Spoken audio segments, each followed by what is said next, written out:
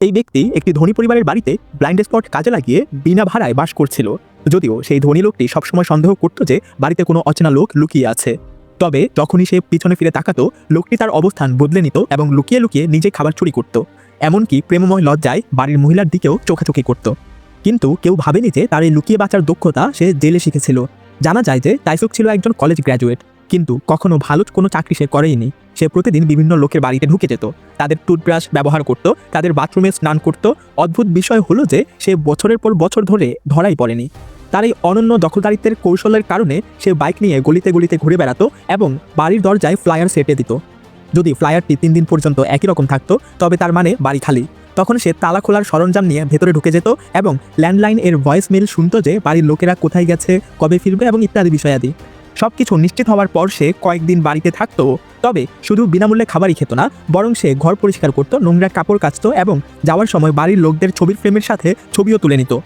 তার এই পরজীবী সুলভ জীবন তাকে এক অদ্ভুত ধরনের সাফল্যের অনুভূতি দিত।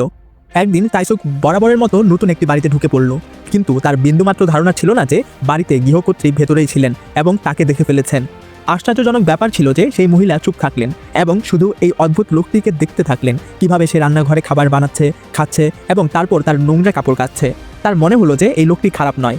সত্যি, যখন তাইসুক একটি ভাঙা বাথরুমের স্কেল দেখলো, তখন সে সঙ্গে সঙ্গে তা ঠিক করতে গেল। ঠিক যখন তাইসুক শুয়ে একটু বিশ্রাম নিচ্ছিল, মহিলাটি ধীরে ধীরে দরজা খুললেন। হঠাৎ হওয়া শব্দে তাইসুক ভয় পেয়ে গেল এবং দুজনের চোখাচোখি ঠিক তখনই হয়েছিল এবং তখনই কলিং বেল বেজে উঠল।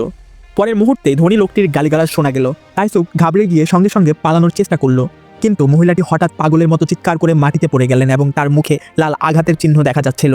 তাইসুক বুঝতে পারল যে তার স্বামী একজন হিংস্র লোক, কিন্তু ভাবার সময় ছিল না। সে বাইকে চড়ে সেখান থেকে চলে গেল, কিন্তু যেতে যেতে মহিলার সেই দিনহীন চাহনি তার মাথায় আটকে গেল এবং তারপর সে কিছু না ভেবেই ফিরে এলো। ফিরে এসে সে দেখলো যে ধনী লোকটি তখনও মহিলাটিকে হিস্ট্রেট নিয়ে যাচ্ছিল। তাকে বকাবকি করছিল যে কেন সে দেরিতে ফোন ধরেছে।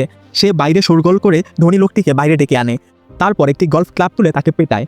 যখন লোকটি মাটিতে পড়ে গিয়েছিল, তাইসুক সঙ্গে সঙ্গে পালালো না, বরং তার বাইকের ইঞ্জিন জোরে ঘোরালো, যেমনটা সে ভেবেছিল। সাউনা নামের মহিলাটি দরজায় চলে এলেন এবং বসে পড়লেন। ঠিক সেই মুহূর্ত থেকে সাউনা তাইসুকের লুকিয়ে থাকা জীবনে সামিল হয়ে গেল।